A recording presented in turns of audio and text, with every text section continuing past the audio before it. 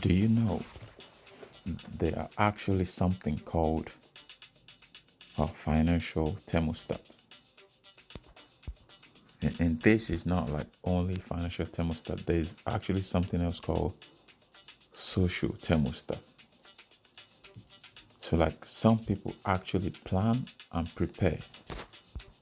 They seek like the best psychological word phrases. This is just to ensure they get to their destination by ensuring you become a part of the process.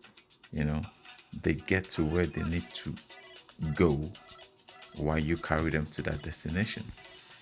And so, financially, socially, an example of this is it is easy, it's very easy for some people to become very successful in their own way. I mean, success is different to everyone, not just financially. You could be socially, successful in your marriage life, in your personal life, in your personal growth. So financial or success is not just monetary. There is a lot of non-monetary success as well.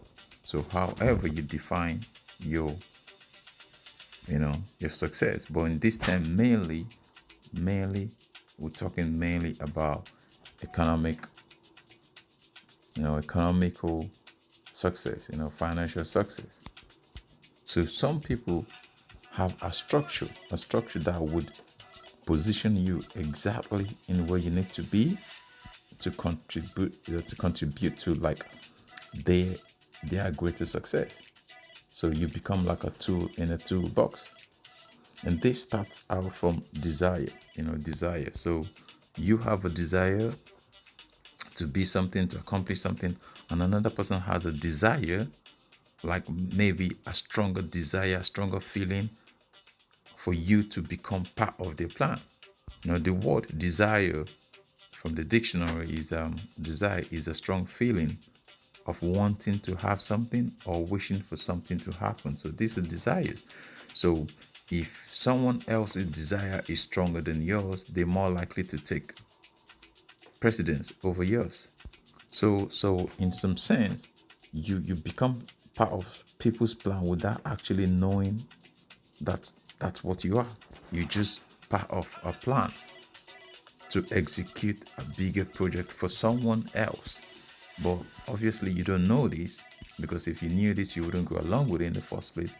But it is phrased in such a way that you feel the whole purpose, the whole process, the whole uh, theatrical performance display, it's for your own good.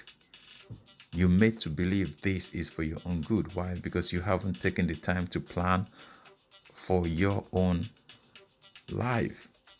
You have just been riding on what you're told, what's interpreted to you, how it's read to you, and you've bought into this. So it's just simple. When you wake up every morning, just ask yourself, what's the plan for my life?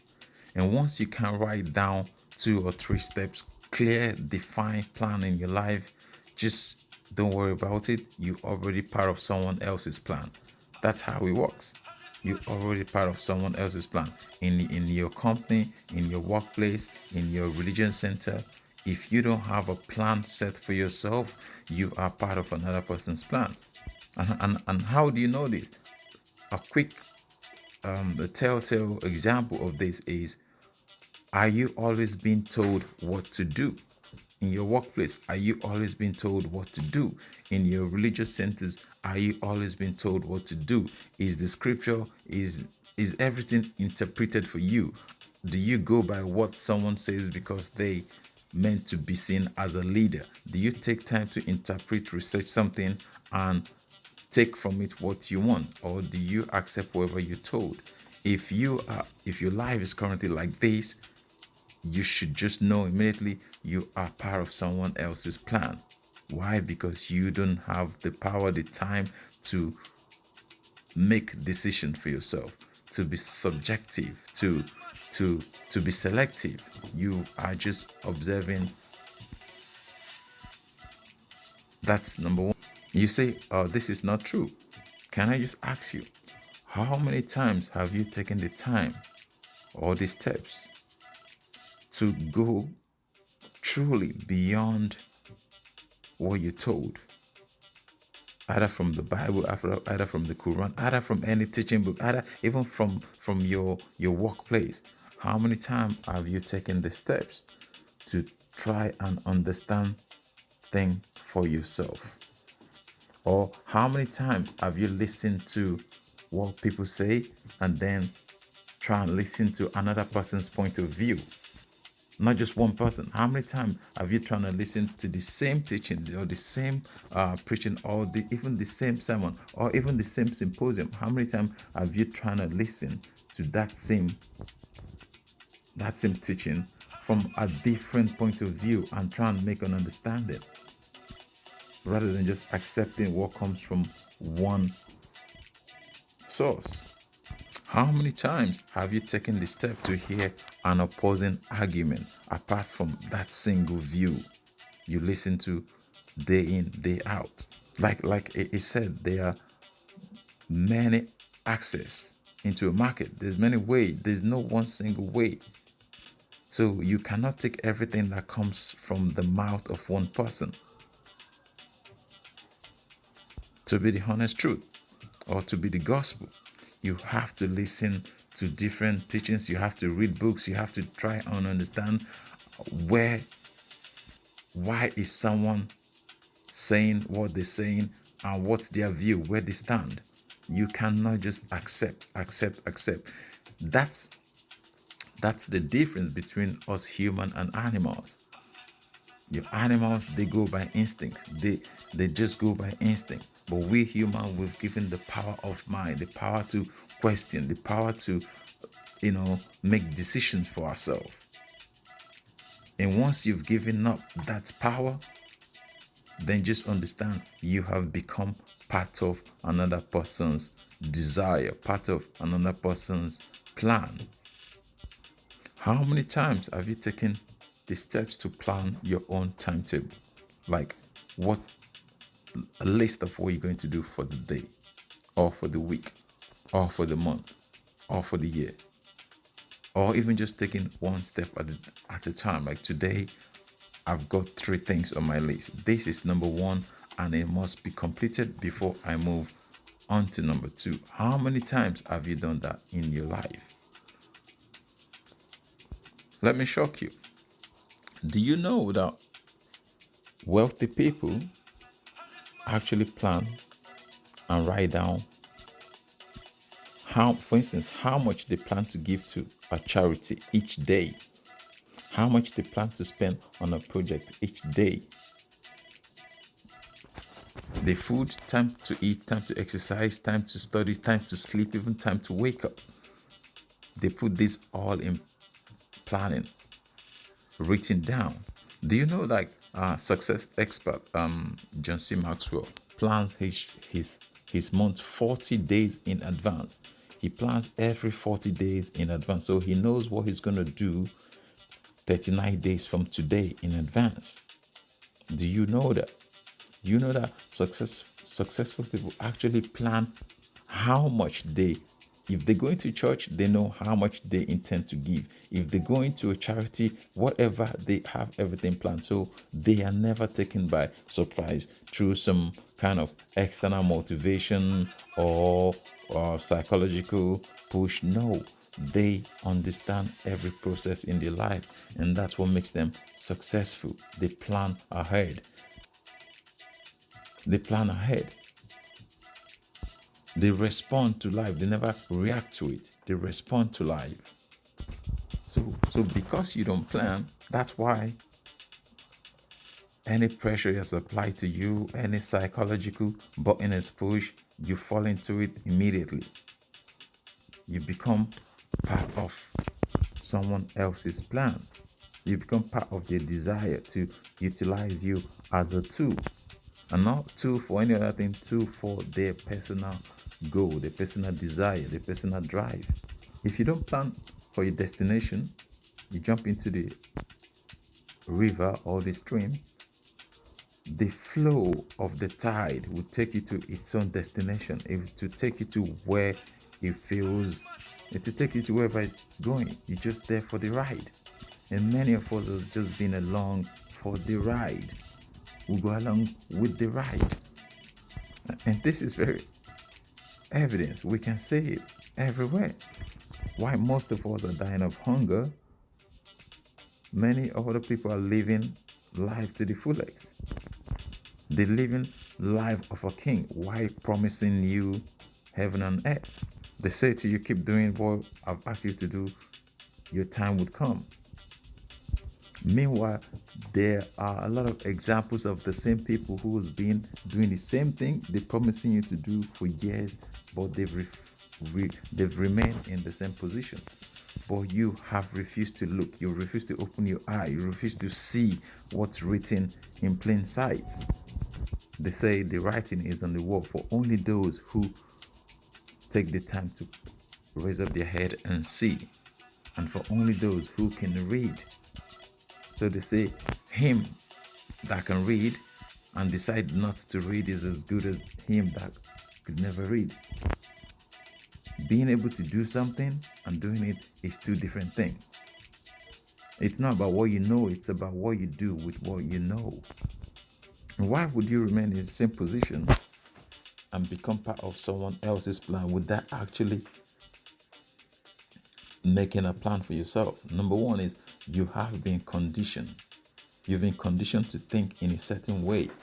You've been conditioned, especially when people are conditioned between good and bad and evil, heaven and earth. You've been conditioned in a certain way that when you go against the tide, you're meant to see yourself on the opposite side.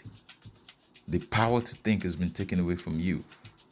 You are meant to do and not think. You put back into the state of animal where they just react to instinct. Your God-given human abilities is taken away from you the minute you begin to just react to circumstance. They've put you into a place just like a dog, just like a pig, just like a horse, where you just do and not think. And that's the only thing that separates us human from animal: the ability to think, the ability to have a vision, the ability to see what could become of us tomorrow. The minute we put into a place of just doing, we've lost our human abilities. And that's the thing. Many of us are walking around not actually knowing, not actually understanding that we've lost our human ability. We just exist. You go into a place where you're not even allowed to ask an open leading question. Everything you know is read and interpreted for you based on someone else's understanding. Now you tell me a person or even a company or a country that has developed without research, without personal research, without researching what could be. Show me one country that has developed into the first world without any proper research, investment in research. And that's what we humans are doing to ourselves. We have refused to invest in ourselves. We have refused to research. Yeah, show me exactly. Most countries who have refused to research, who have refused to invest in research, they have benefited outsiders, foreigners, more than their own people. This is every day. I'm sure every day we complain about how foreigners, Western world or whatever, have taken our resources and everything. But one of the biggest problems is lack of investment in personal research for the country. And this is what happens to you as a person when you have refused to invest in yourself, when you have refused to take the time to learn, understand, and research. You are benefiting someone else rather than yourself. It is just simple if you look at it from that point of view. We as individuals, we are companies. We are smaller companies. But the thing is, as an individual, you could make even more faster, more rapid change compared to a company or country. Because for you to go from 1 to 10, it's faster as a single person than for a company with 100 or 200 employees to go from 0 to 10. So the minute you start investing in yourself, that's the minute you've put yourself back on the track of the possibilities of what can become. I think I was listening to a song the other day by Timayo, and I think it's a song called Don Dada. And one of the lines in that song says, the best investment is on yourself. The best investment is that investment which you have done on yourself. When you have decided to invest in yourself, to become, to learn something, to improve on your skills, on everything about you, when you've made everything about yourself, when you've taken charge and control of your life, that is the best investment anyone can make on themselves. There are limiting beliefs, some sabotaging behaviors that are intentionally placed on you. But you're not knowledgeable enough to see this. Why? Why would you? It's difficult for you to see it because your whole knowledge has come from the person who's placed that limitation on you. He has made you see what he wants you to see. He's made you grow how he wants you to grow, develop how they want you to develop. So you have been blindfolded for probably all of your adult life. So you're stuck in that corner where they want you to be stuck, so you could contribute to their own personal desire. Of course, they feed you so you don't die, clothe you, shelter you, cover you, so you could contribute to the bigger purpose, the bigger or the greater good for themselves. And I'm not talking about contributing to a better good for God. No, contributing to the better glory of someone else. And to many of us, research, personal development, personal growth, all these things are mystery to us. They are mystery to us because we believe if we stay in our corner, do as we're told, contribute to the bigger goal, success will find us. Success will not find you. Success is what you attract, because when you go out and improve yourself, success will come. Not you don't hide in the corner and success comes knocking. No, you set yourself up. And most of us are captured and put in this position because we are bombarded with fear, with failure. We're told that if we step out this way, we're going against God, we're going against elders, we're going against so many things. So we are placed in a position where we become scared of any other thing. We cannot take action, we cannot take risk. We're made to believe that, of course, we want success, but we have no actual eager, positive ambition to be successful ourselves. We just placed in this corner to contribute to the bigger glory, to the bigger man on earth. So these are the things about desires. Why I'm talking about desires, because desires could be positive or negative. In the pursuit of wealth, riches, desire could be selfish, could be being greedy. Desire could mean getting ahead based on the expense of other people. That's it, the eager desire to achieve at the expense of other people. Desire is being happy to become the only tree in the forest, being happy to fly first class or private jet when your people could barely afford to travel in a bus. Most people desire translate into ambition. You know what they want for themselves at the expense of others. When desire becomes negative, when a simple 3 or 4 bedroom apartment will no longer do, someone wants a palace, a mansion. When a first class is not enough, someone wants more, 2 or 3 private jets. Not that there's anything we wanting that, but at the back you want that at the expense of other people. When becoming a millionaire is not enough. You want to become a billionaire on the back of another person. When having 1,000 outreaches is not enough. You want 10,000 at the expense of other people. When being in few continents is not enough, you want to be on the 7 continents at the expense of other people. That's the thing. We all desire to have all these things, wealth and riches and favors and fame. But the issue here is, how do we plan to do this? Do we plan to get this by all costs at the back of other people, at the expense of other people? Do we plan to use other people, to utilize other people, to exploit other people? Or do we plan to work in cooperation with other people? So we all could experience the good life. We all could fly at least first class. We all could live at least in a 3-bedroom house. We all could have at least enough power, enough good food, enough water, enough hospital, enough good road, enough, at least a decent healthcare system. Or do we want to live like God on earth while other people suffer in poverty, trapped in poverty after poverty? But then we bring in few people to give a testimonial story to make them feel like when they, or as far as they keep doing what we've asked them to do, their life will become different. Desire, the thing about desire, I could say, desire might say, I want to build the biggest building in town. That's desire. We all desire to be successful.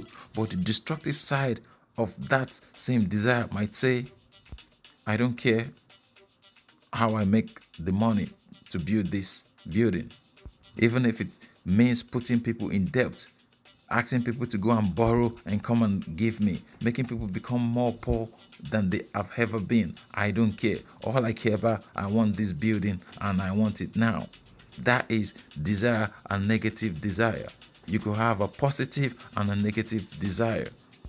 But a positive desire would be, I want to build the biggest building in the city.